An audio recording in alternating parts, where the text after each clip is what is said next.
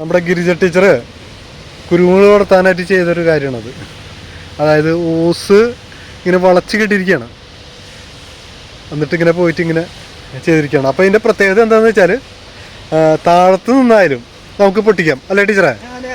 ശരി, ടീച്ചർക്ക് മുതിർന്ന കർഷകർക്കുള്ള അവാർഡ് കിട്ടിയിട്ടുണ്ട്. അപ്പോൾ അത് കൂടി ഈ സന്ദർഭത്തിൽ പറയുകയാണ്.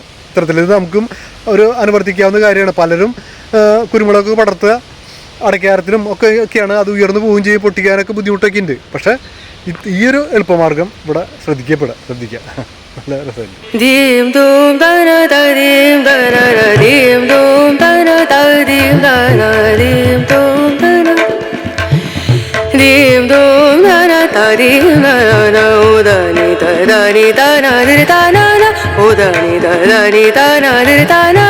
da da